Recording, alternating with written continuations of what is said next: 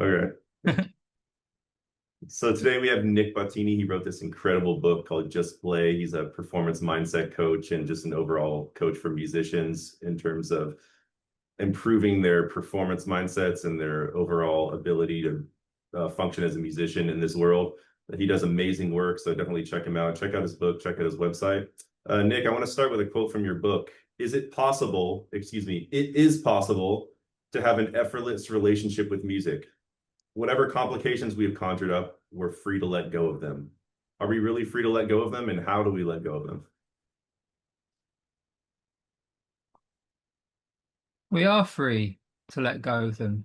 And the way that we let go of them is by knowing what they're made of, by knowing what our complications are made of, right? Now, what we innocently assume is that our complications come from outside of ourselves. People talk in those terms like performance pressure. They even give this special feeling a name, performance anxiety, like it's a special kind of anxiety, right? So it seems like the way the whole language comes about is by pointing people outside of themselves because they go looking at like what's happening whilst I'm feeling this way, or when I'm feeling insecure, and fundamentally, in practice, in coaching, in someone's journey, they may do certain things. They may have certain practices that they might choose to do, like meditation, or they may have a something that they do to center or ground themselves before performance. But the thing that has the most lasting kind of curative transformational impact is where we really understand where our feelings truly come from. They do not come from outside of ourselves. Fundamentally, like the meaning that we make, the experience that we have, it's an inside job. And we can think up all kinds of stories that make it about the outside world. But the more we're pointed inwards, the more we really understand that for ourselves, uh, we realize we're still going to have feelings. We're still going to have anxious moments, but we don't take them so seriously. So it's really an understanding of the mind, an understanding of what our feelings are that frees us. It's like So, knowing, for example, that a horror movie is happening on a screen. It's like knowing it's a movie rather than really thinking we're in the drama of it. We're safe. At our core, we're safe. hmm. So it's all originating from inside our heads. And this is one of the premises of your book, which is this idea of Mm. inside out versus outside in. We tend to think that we're outside in creatures, but in fact we're inside out creatures, correct? Right. Yeah. And it looks that way. It seems to us that someone did something to annoy us, and so it's coming from them, or we got applause and we felt good. So the good feeling is coming from the applause. It's an innocent misunderstanding, and people's language uh, gives the impression that things come from outside of us. But if you investigate it, it doesn't. It's an inside job. Mhm. And it's not just some of the time, it's 100% of our feelings, 100% of our thoughts and feelings are coming from the inside out. So it's essential to remember that we do have the power to change. It's not the fact that there are certain things being brought upon us. We do have the power to change because we're inside out creatures. So it starts with that empowering notion, correct? Right. Yeah. Hmm. Yeah. Yeah. You are that power. Yeah. Yeah. And so how does this work exactly? Is there a secret formula that we're looking for, or is there an ideal state of mind that we're looking for when we're performing, or how do we set that up, and what should we be thinking about while we perform? Mm.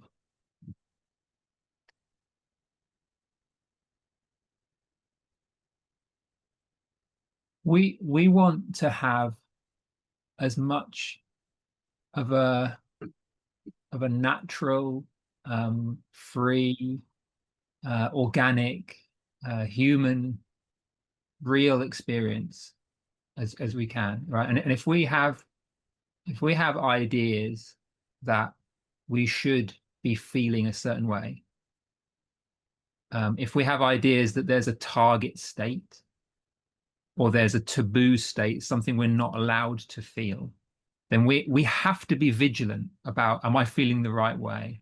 Am I in my peak state? You know, we have to be worried about our feelings. We have to be micromanaging, right?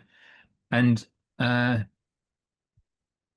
if if we really know that all feelings, like you are the space where the feelings arise, like the screen of a movie is where any movie can occur. It can hold any story. The screen can hold any drama, any level of violence, any amount of color and dazzle, any amount of brilliance. It holds anything because the screen is the space where all possibility occurs, and then the form takes shape, right? Where the screen doesn't care what movie's on top of it. It's because it just holds it. It's a different dimension, right? So ancient wisdom traditions. This is not, my theory. This is just, uh, you know, what many, what all of the spiritual traditions ultimately are pointing to is that we look within for this freedom, for these answers. And what you find when you look within, not within the body, not within the head, but within this creative potential, within our essence, within our spirit, is that we can handle any feeling.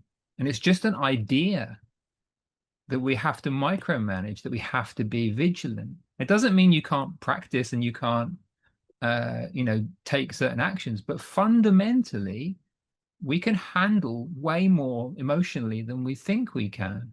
Mm. And it takes time. If we're used to holding the body, or if we're used to guarding ourselves, or if we're used to protecting against certain feelings, then it can take a little while to kind of embody that and sort of live that in a practical sense. But fundamentally, when we investigate and we realize, oh, it's actually safer than I thought it was. There's less to think about than I thought there was. So gradually, this understanding is kind of like a self-clearing mechanism. It's like, I think an example I give in the book is like, if someone thinks that the world is flat, then that misunderstanding requires us to be vigilant about falling off the edge of the earth, right? It's a flat earth problem. A flat earth means we have to look like, oh no, I might fall off the edge. That's a problem, and a kind of vigilance and a kind of anxiety that we have only because we misunderstand the nature of what's going on. And we can be vigilant and anxious and all the while be on a round earth, and we don't know it's actually safer or easier than we realize. And it's the same with the mind. Like we're kind of over vigilant, we're kind of over protective, we're kind of over micromanaging.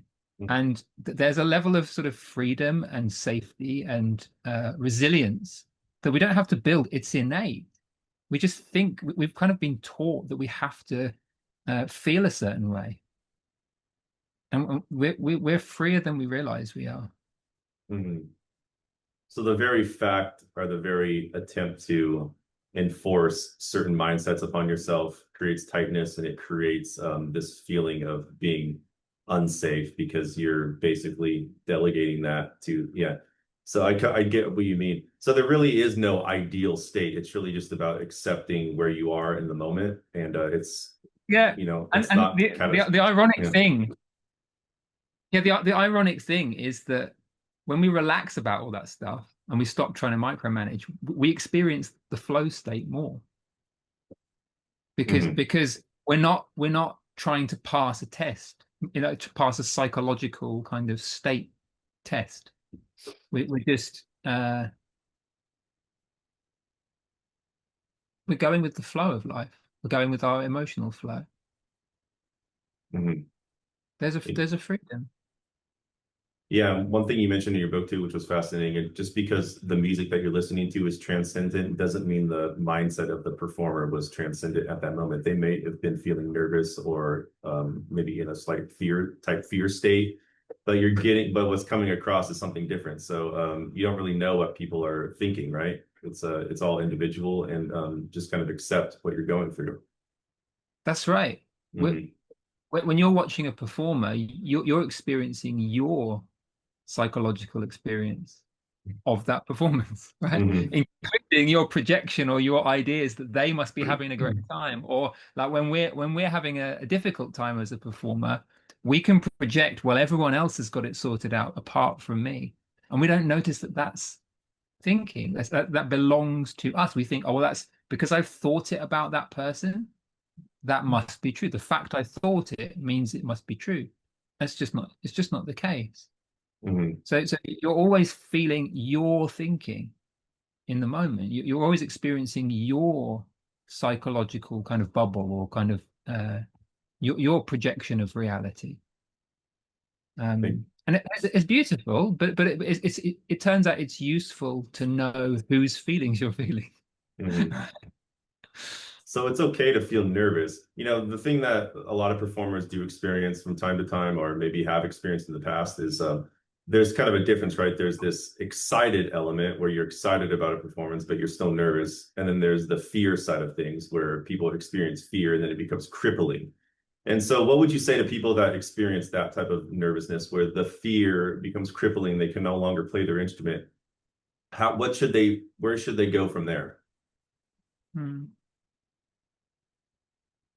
Usually by the time if it's become quite extreme, so if the sort of physical symptoms have been become quite extreme, um often there's layers of thinking upon thinking upon thinking and a whole set of experiences which are built up, and they've got also a story that they've made about their history and about maybe about their identity that they've made. It's like, well, I'm just an anxious person, or this has been the case for 10 years now, or I've always been taking these beta blockers, or like they'll come up with they'll have created story upon story upon story, and it's innocent.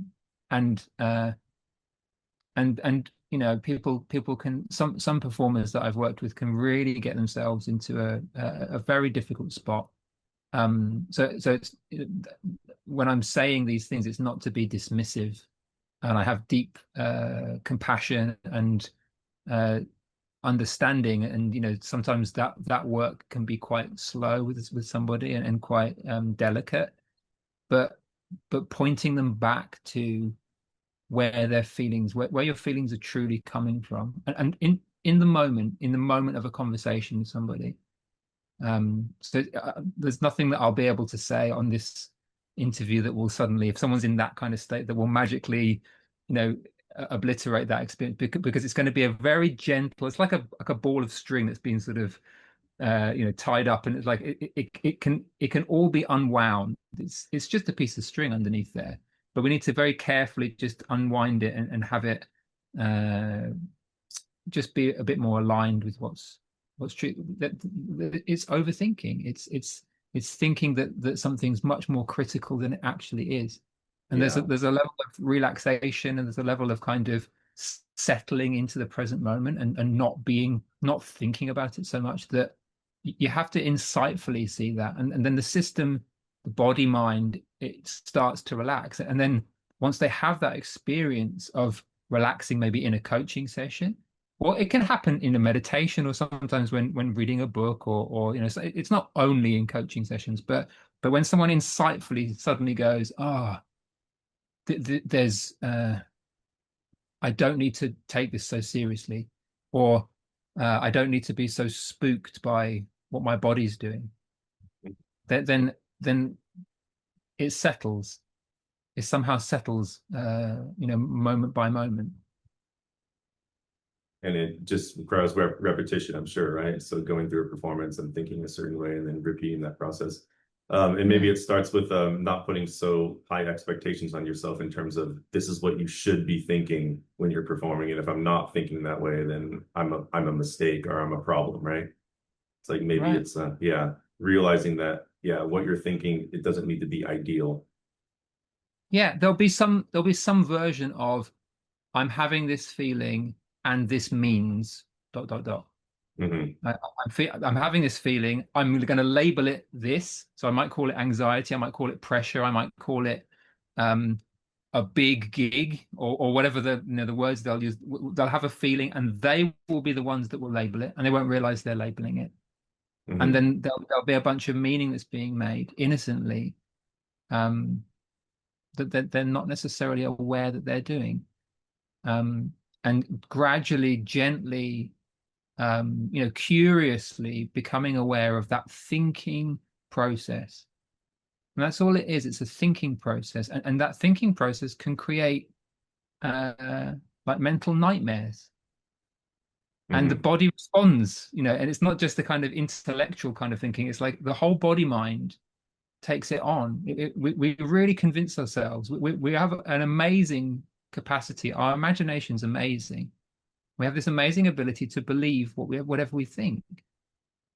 And if we don't know we have that power to kind of cast a spell on ourselves, then we can scare ourselves and we can train our bodies to expect to be scared.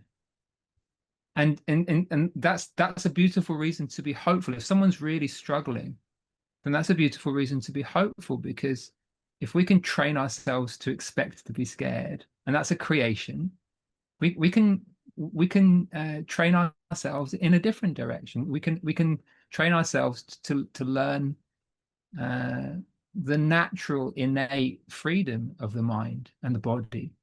And we just want to do more than we actually need to do. It's safe to do less in our mind. We don't trust that, but we as we start to explore it, we realize it requires less than we think.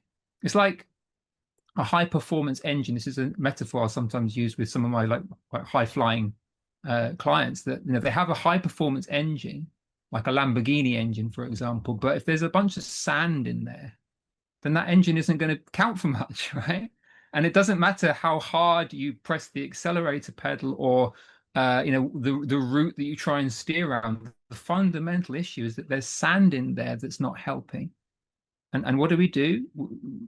We clear that system out by letting go of the unnecessary. So it's going to be, everyone's telling us to think this new way, do this new thing. How do I do this? It's an additive process. The culture is additive. I want to accumulate knowledge, accumulate skills, more, more, more. And this is, we don't want to hear this. That we're doing too much, and by simplifying, by pruning away the unnecessary micro stresses, the micro tensions, we free ourselves from our own self-imposed, innocently self-imposed limitations. So, this is the challenge because people ask a question, what do I need to do? Which is an additive question. And they realize bit by bit that it's simplifying. We're removing stress, we're removing unnecessary tension. And it's this innate childlike freedom that we have. It's innate. Hmm.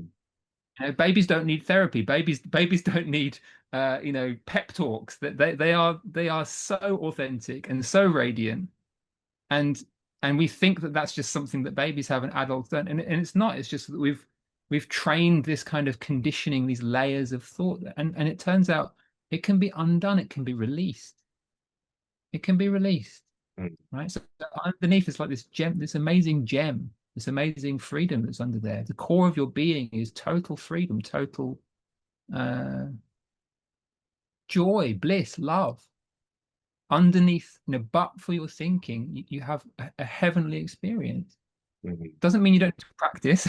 I'm not Hmm. saying it's a substitute for learning, because that you do that as well. But in terms of the state, the experience you're in, you do both. You practice. You learn your repertoire. You put in your time, and psychologically we kind of let go. We let it be simple, and that might take a little bit of learning. It might take a bit of exploring, but I found that it takes people to maybe have a crisis point, or they get to the point where they've tried everything else with the additive approaches or the trying to do things kind of approaches, and there's a certain point where they turn inwards and go, well, maybe this psychological or maybe this inward or spiritual path is worth exploring in a sincere way, as sincerely as I would explore my instrument. Maybe it's worth me really starting to explore it for myself, not just believe what my professors have told me or the culture has told me, but let me investigate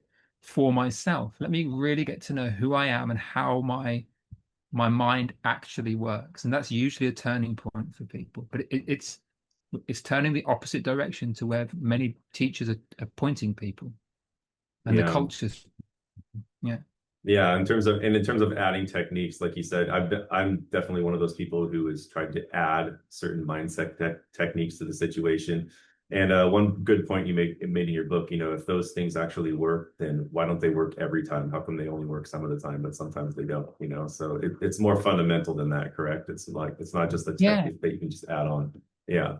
Well, I'm sure that you'll have, and you'll have these experiences. I'm sure anyone listening will have these experiences. Have you ever had that moment where you've been sort of overthinking something or trying to over practice something, and then you don't know where it comes from, but there's this spontaneous moment where you kind of drop it. You just, I don't know, accidentally, or you wake up after a sleep, or something happens, and you just notice that you've stopped thinking about it, Mhm. and it's like it's gone, right? Mhm. There's this moment where it falls off our mind. And people talk about these, maybe when they're having a shower or they're going for a walk or they're driving. These moments where we kind of accidentally drop out of our thinking, drop out of our ruminating, right? Mhm. And we don't. It's not something we tried to do. It's just we stopped. We just let it go temporarily. Mhm. Okay. That's Yeah. the mechanism. Yeah, I think, and a lot of people, what they experience is this idea of I'm unique. I'm someone that's uniquely feeling these feelings. No one else is getting as nervous as me. It's only a unique experience to me. I mean, but are they unique? I mean, how common is this type of thinking? And, I'm in a really unusual but strangely privileged position to answer that. So I've spoken to people, I've spoken to many artists and rock stars and CEOs and concert performers like of all kinds of different backgrounds, and their public image might give the impression that everything's natural and effortless. And I can assure you that this is a conversation like performance freedom or performance anxiety or the ability to have insecure thoughts and kind of fall out of it, or the body to get go through these moments of tension and then it kind of settles like that game that we're experiencing, that kind of spectrum, that's universal, categorically universal, no matter what level someone is performing at. And I write about in the book about Heifetz, Jascha Heifetz, having this kind of famously sort of seemingly bulletproof idol, but describing his own experience with it. Like if you talk to people, they may have reframed it, they may have given it their own language and come to terms with how they process what it means, but we have moments of insecurity because we're human, and we have moments where we forget ourselves and we just play. We're in the moment, we're just doing the thing, and we're not really consciously thinking about how I look, how I see, and what it means. We're just not on our own mind. So that's a universal, and some people get uh bound up by it more than others because they've built a pattern, but it's not who they are, it's just what they've been creating. So that the freedom that is available, that's there underneath for everybody. So it's a universal experience, and the ability for the mind to clear is also a universal experience. yeah. So you really don't know what anybody's thinking inside their head. They may look completely comfortable and feeling great, but it's definitely not always the case, right? Yeah, Yeah. yeah. And let's just talk about a few other aspects of your book in terms of practicing and this one idea I wanted to ask you about, and I have a quote here actually from your book. Quote, often when successful musicians who have followed their wisdom try to impart advice, they mistakenly put their success down to the advice they took rather than the fact that they followed their instinct. So how is there really one secret success formula for musicians, or is it highly personal.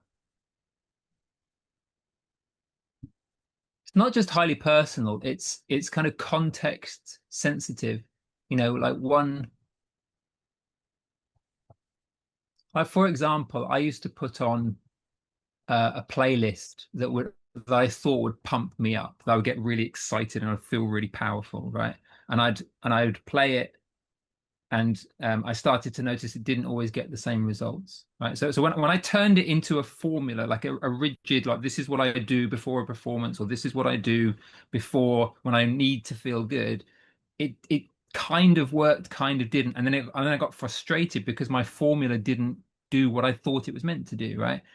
When completely different experience is when insightfully, like spontaneously, intuitively, you just get the idea. It's like, I I need to go for a walk, or I've practiced this enough, or maybe I need to improvise right now, or um, something else just occurs to you, right? And if we think we have to follow the formula that our teacher told us, or this is how we've always practiced, then we'll kind of cling to a superstitious, this is what you have to do, right? And we tune out our connection to this kind of intuitive uh, flow of like wisdom. So in a sense, we're being guided about, our body and our mind and the whole system. It gives us amazing feedback. It gives us amazing guidance. The body knows what it needs to do. The kind of spirit, the mind knows what we need to do. We have these moments of intuition of, and not just, I don't mean it in some sort of esoteric exotic sense. I just mean moment to moment we have a sense. In psychology they call it like self-determination theory. It's just this sense that whatever our individual way through this world is, we have a sense that we can figure it out for ourselves. There's an internal kind of guidance that every individual wants to actualize, wants to learn to grow. um, and many of us have been taught to kind of cut ourselves off from that guidance. And if we slow down, if we let the mind settle, it's easier to notice the guidance that we're getting, the signals the internal signals. So part of this is, as the kind of chattering sort of monkey mind will quieten down, we get given clues about what we need to do. Maybe we need to put on a tune to cheer us up, or maybe we need to do a particular pre-gig routine today. But maybe today we just don't need to do that. And today's the day where we don't do our usual warm up, or we move around differently. Like maybe we just, the body feels a little bit uneven today, and we just need to sort of do something we never normally do. But that's what we're getting the hint to do. So it's again, it's another form of tuning inwards, and like, what does the moment require of us today? Now, if I haven't been practicing for a few weeks, or if I've had a holiday, or I've been over practicing, maybe I need something unique that only I do for today. And it seems to break the rules of what I think I should do, or the normal habits that I have. It's kind of that kind of improvisatory responsiveness that jazz musicians know about. That it's just that connection to the moment, to the wisdom of the moment. And we've all got it. We just kind of tune it out, and then we tune back in, and it's still there. So the great ones that we so admire, they got that way by aggressively following their own instinct, not by following some rigid formula that somebody passed on to them, right? Well, sometimes, but sometimes the great ones have got more greatness inside them too, right? Uh-huh. Sometimes it's that they've, they, that there's someone's potential, or what they're capable of, and then there's how they're operating. So I Mm. would say I've found like a lot of very high performing musicians. Yes, I think that connection is there, but also I've found with those very high performing musicians as well, that there's, especially with some of the most talented, seemingly talented ones, that they have extra gears, like they've got a very high performance engine, and they're doing amazing things with some of the sand in there, right? And Mm, we still admired, even with that, they're there in spite of their challenges, not because of them, right? Or in spite of their mindset. mhm. So everyone's, an individual in that sense. But I've always found if we're pointed back to who we truly are and how we truly work, then we stand a much better chance of that sand disappearing and being released. And I think a related question here is more practicing better, or how should we gauge our practice time? Should we gauge it by time or? Mm.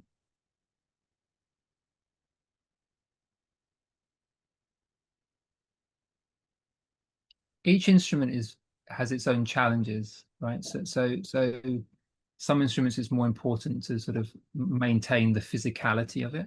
Mhm, Um, but and I'm going to say something that's not going to be, groundbreaking, but we have a sense of when we're doing quality practice, when we feel present, when we're present in the moment, and we're really listening, we're really there, we're really feeling, we really sense that we're at the edge of what we're capable of. So I would say that the more aware you become of your state of mind, the more aware, like in the moment of practicing, if we become aware of like some of the self-talk that's happening, um, and we're really tuned in and present and mindful, um, then that's great practice. We're doing the work. We're taking, we're stretching, we're growing, we're noticing, and that's all it is. The more we kind of notice like that, we notice fine details of the feelings, fine details of the sound, obviously, but also we also notice fine details of our emotional responses to the difficult passage, or playing that piece that we've got this baggage with, this meaning with. So it's also noticing our emotional experience. So it's a really in-depth, very immersive awareness. You could call it mindfulness. It's just very like ultra present. And I think the fact is that many people kind of practice on autopilot. They've learned to kind of tune out, and it's almost that they can't be with their feelings. They're scared of them. And so gradually this coaching process, or this exploration of the inside out understanding, it's like we get more and more intimate with our own mind, and mhm, we're less scared of it, and like we slow down, we notice it more, um and then we're more responsive. So I think it's about quality, but not just quality of the music, quality of our presence, quality of our being. Um, so it's much more than just a musical question. I think it's almost like a kind of monk-like, Zen kind of depth that's available if we're really brave and go into it. We notice and we welcome our insecurities, or our inner dialogue, or we notice contractions in the body. We notice a curiosity, we notice a frustration. How do I figure this out? So it's noticing, and then the more you notice, the more you notice, and then the more you notice. It becomes this sort of, you go deeper and deeper into this sensory, musical, physical, spiritual experience. It's intimacy with the experience. mhm. So So that gauge, that to me, yeah, yeah, so gauge in terms of how present are you, not in terms of time put in, right? Which is right, yeah, a myth that a lot of people yeah, encounter in music school and so on. This myth of how many hours am I putting in? It doesn't really matter that much, does it? right.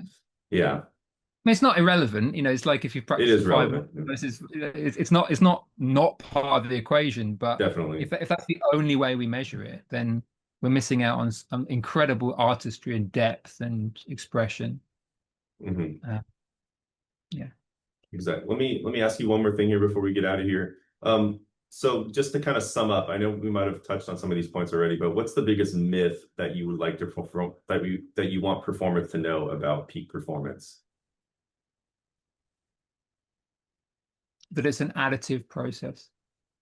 Hmm. that it requires you to do more, Hmm. and and it's the opposite direction. It's less than that. Hmm. It's a subtractive experience. It's a subtractive process. Less thinking, less self-judgment, less attention on me and how I'm doing, and opening to that kind of neutral space of the screen. So it's going in the opposite direction. It's less is everything. Simplicity. Incredible. Incredible. Great. Well, thank you, Nick. Really, really appreciate it. It's going to help a lot of people. And get Nick's book called Just Play. It will really change your mind and open your mind up to all of these ideas. It's one of those books that you can read and reread and find something new every single time because it's so dense, packed with information. It's an incredible book. So go get that book. Thank you, Nick. Thank you. Pleasure.